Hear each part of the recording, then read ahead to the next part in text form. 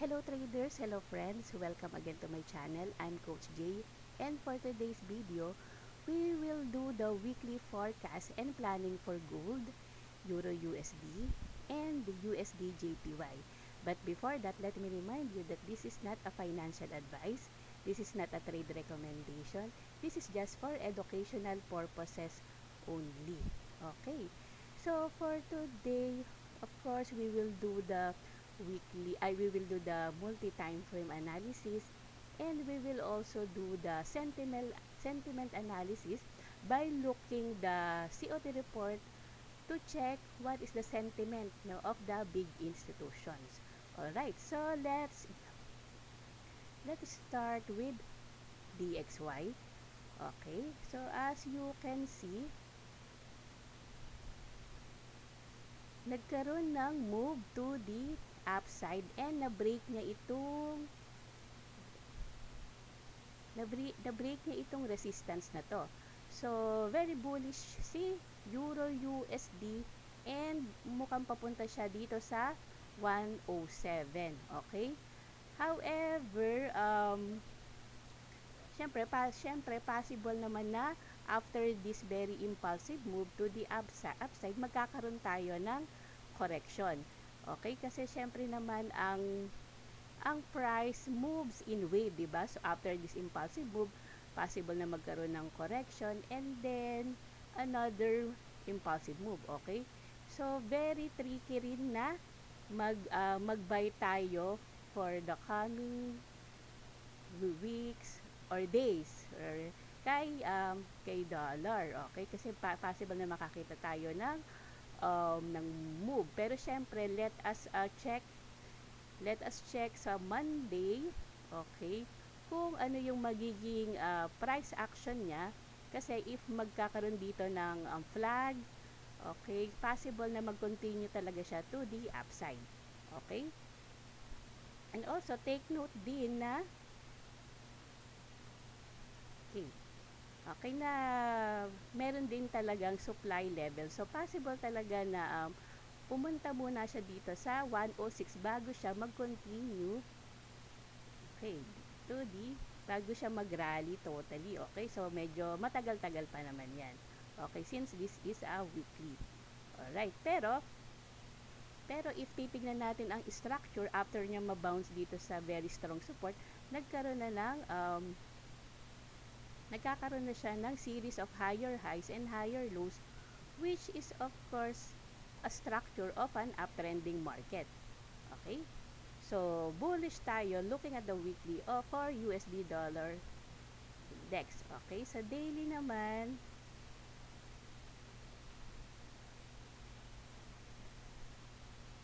alright. So, kita talaga yung kanyang bullish move, no? Okay? Away from this very strong support, talagang nag-create siya ng series of higher highs and higher lows. Okay? So, leaning siya towards dito sa 106.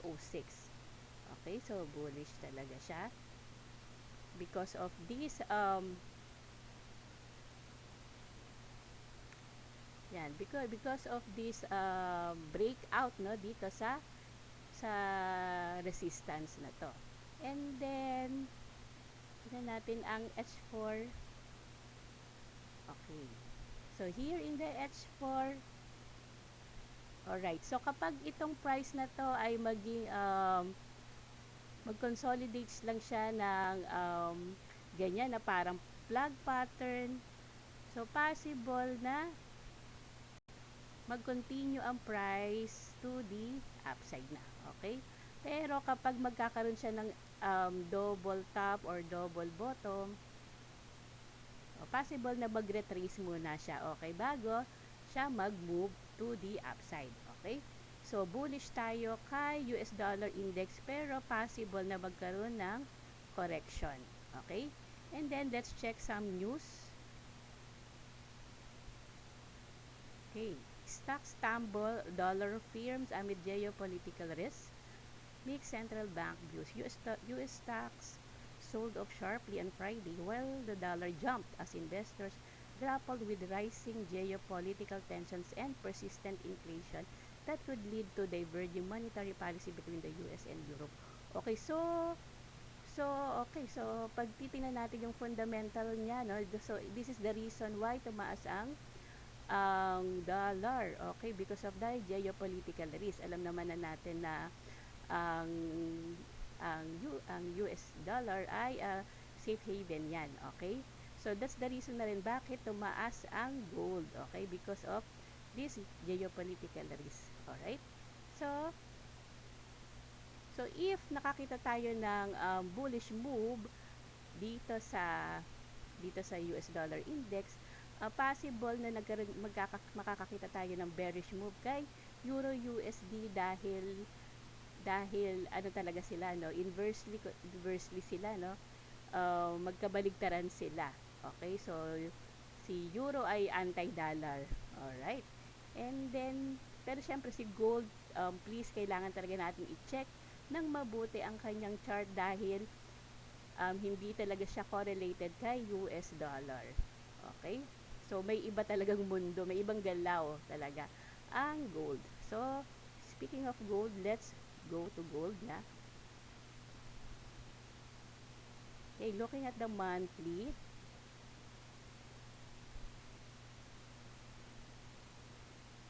Okay, so after nitong breakout sa very strong historical level ng resistance, okay, nagkaroon tayo ng bullish, magandang very perfect bullish candlestick. So, therefore talagang ang buyers ang may control, okay? Tapos, unti-unti na nakakakita na tayo ng pullback, okay?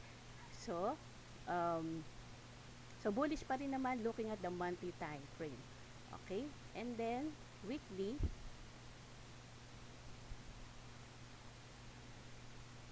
okay. So, here in the weekly, since nakakakita tayo ng correction or pullback, maybe we can check the correction by through the help of this Fibonacci. Okay, so from swing low to swing high. Okay, so possible mag-retrace ang price dito sa 38.2%. Okay, so kita nyo naman the price move dito sa level ng 38.2% pero mukhang ni-reject niya. Okay, and then we can also plot itong 50%.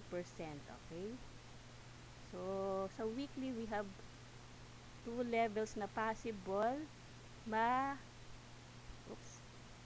possible dito ma-establish ang higher low, 'di ba? Sa uptrend, 'di ba? High, so low high, and then magkakaroon ng higher high. So ganyan ang galaw ng uptrend. So ang ano natin, saan ma-establish ang, kung dito na ba? Dito.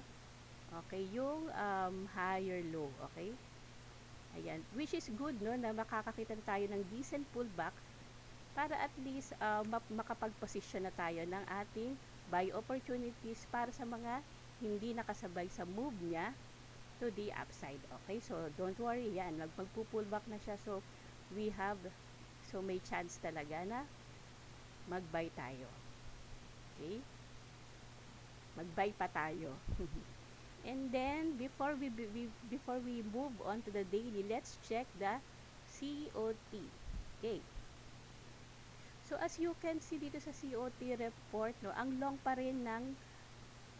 ng gold ng mga big institutions ay 279,799, while ang short lang nila ay 77,380. So clearly bullish talaga ang mga big institutions. Okay, although ito nung last week, no, nag-add sila ng 3,231 na short. So possible na yun yung yun na yung pullback na iniintay natin. Okay, so meron akong monitoring sa Excel file to see how bullish talaga ang mga big institutions. So as you can see, from 131,168 na net long nila nung Feb, all the way up to 202,419 ang kanilang net order. So clearly talagang very, very, very bullish ang mga big institutions kay gold. Okay? Alright, so Okay, so yun na yung level natin. And then, let's go down to the daily time frame.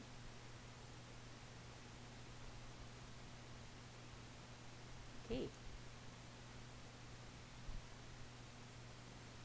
Alright, so, dito sa daily time frame, okay, so nire-respect niya itong level ng 38.2%.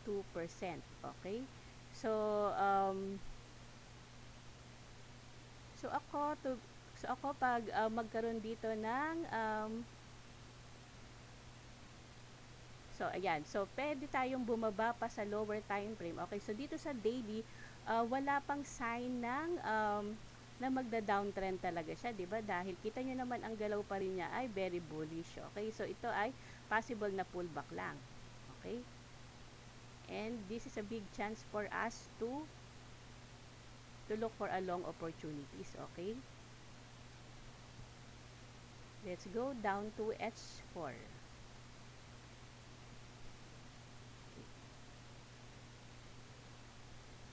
Alright, so here in the H4,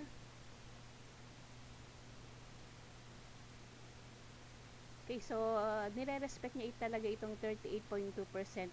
So, magiging bearish lang ako dito kay gold if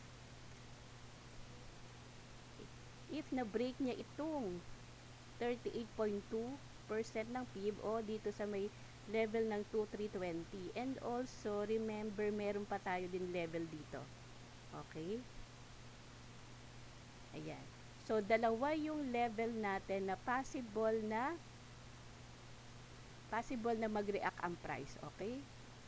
So, if mag-continue pa ang downside move niya, possible na i-retest niya ulit itong area na to at magkaroon tayo ng confirmation candle or bullish price action, we can look for a buy opportunities. Okay? Ngayon, pag nagtuloy-tuloy pa siya, pwedeng dito rin kasi maganda rin yung ayan, may bounce din dito. Possible na dito rin ma-establish yung higher low niya. Okay? So, we have two levels. And then, kapag talagang na-break niya itong previous support na to, maybe talagang magiging bearish na ako. Pero, magkakaroon lang siguro ng deeper pullback. Okay? Pero sa ngayon, next week, mag-aabang pa rin ako ng buy opportunities if merong price action pattern na bullish or confirmation candle. Okay? So, pwede kayong bumaba pa sa 15 minutes para mas makita nyo or dito kayo mag-execute ng trade like nang ginagawa ko dito sa 15 minutes. Okay? So, yun. Okay? So, possible na okay, dito. Okay, so wala siya sa level ko. Ayoko pa munang mag-buy. Okay, kasi gusto ko dito sa area na to. Okay. So, that's it for gold. Let's go down to Euro USD. Okay, let's check the weekly time frame.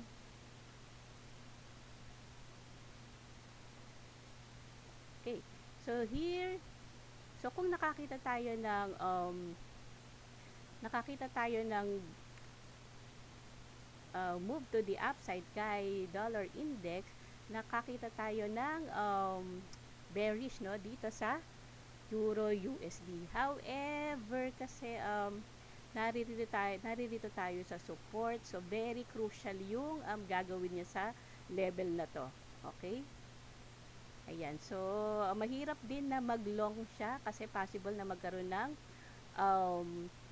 ng move to the upside. Okay, for the correction. So ako hintayin ko yung syempre mag-correct siya. Okay, dahil syempre we should always buy the rally. Sell the rally, sorry. Okay? So bearish tayo dito sa weekly. However, naririto tayo sa may support area. Okay? So remember, kapag nasa support area tayo, syempre ang mga naririto ay mga buyers. Okay? So titingnan natin by Monday kung ano ang gagawin ng US dollar, Euro USD dito sa level na to. Okay, and then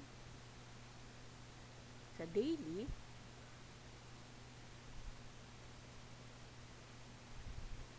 ayan. Okay. So, dito sa daily, kita na talaga yung creation ng series of lower lows and lower highs, which is an structure of a downtrending market. Okay, so bearish tayo. However, possible na magkaroon ng reaction dito and mag-hold itong support na to. Okay, so check natin before we proceed to the lower time frame, let's check the COT data for Euro USD. Okay, dito sa Euro USD, na-plot ko na siya. Okay. Okay, as you can see, no, ang net long pa rin naman ang mga big institutions, 32,723, therefore, bullish naman sila. Okay, and then nag-add sila ng, nag-deduct na sila ng net short nila. Okay. So, talagang medyo tricky pa mag-short dito kay Euro USD. Okay, kasi aside from nasa support, yung mga big institutions ay net long. Okay? So mas okay pa na makakita tayo ng bullish price action dito, then we can go ahead and sell maybe up to the level lang nitong previous support na to that can turn into resistance. Okay? So tingnan natin sa 15 minutes ang execution time frame natin.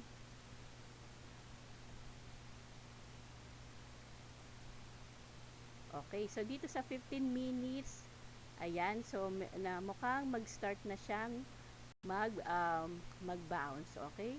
Pero careful pa tayo, no? Okay, kasi wala pa siyang series of higher highs and higher lows para masabi natin na talagang pupunta na ang price dito sa previous support na to that can turn into resistance. Okay, so hintayin natin na magkaroon ng bullish price action. Okay? By Monday. Okay, pero ito, nagkaroon na siya ng bullish candlestick dito sa 15 minutes. Okay? Yan. So, kapag na-break niya itong resistance na to sa 15 minutes, ayan, possible na magkaroon na ng move to the upside. So, lalagyan ko na siya ng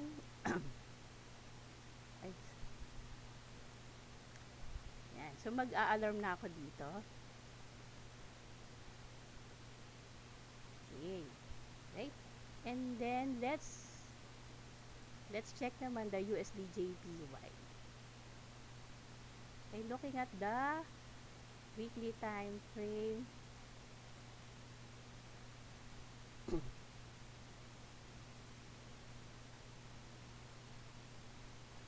Okay, monthly pala muna.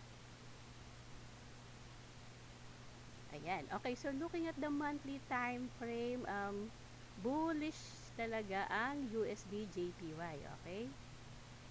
Ayan. So, paakyat siya. Okay? So, bullish tayo looking at the monthly time frame.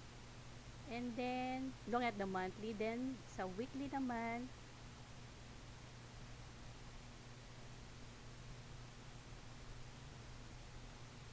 okay, dito sa weekly, let's focus na lang dito sa recent price action. Yan. Okay, so nagkaroon na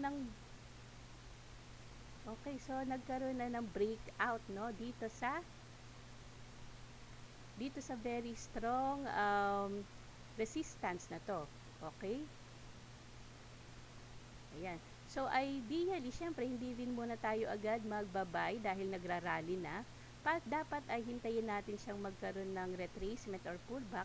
Then, dito sa area na to ay possible tayong pag merong confirmation, pwede tayong mag-buy. Okay? Dahil bullish tayo kay USD JPY. Okay? Ayan. So, kita naman natin yung monthly, no? there's a lot of room pa to move. Okay, so maganda na masimulan natin siya dito sa beginning stage ng uptrend niya. Okay,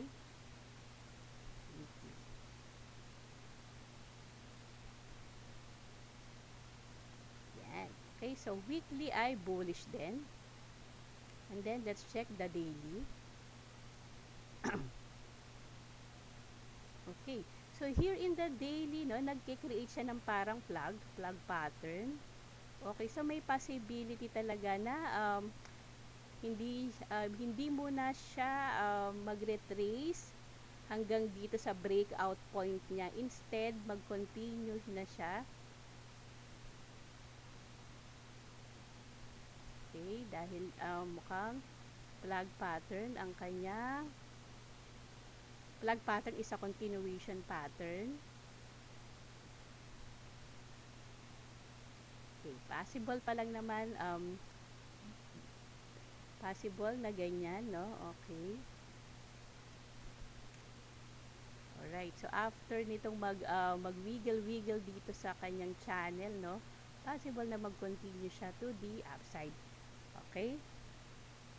And then siguro yung yung target ay itong height nitong pole na to.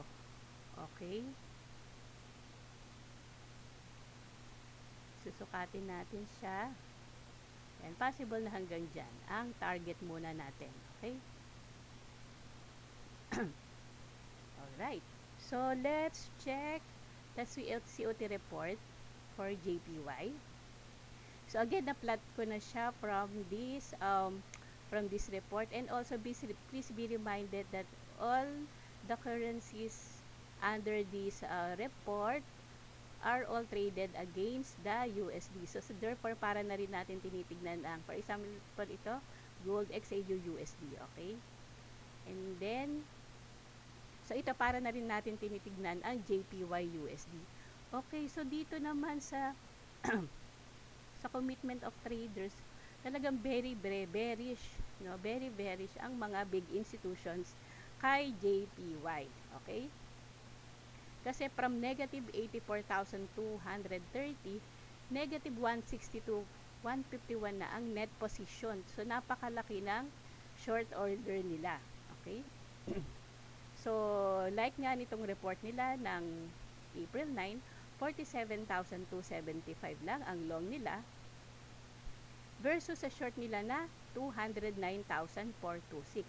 So, clearly, bearish ang JPY USD. So, therefore, i-reverse lang natin pagtingin natin sa chart ng trading view USD JPY ay bullish. Okay? Which is in line naman dito sa ating analysis. Okay? So, let's check the 15 minutes dahil dito tayo mag-execute ng trade natin.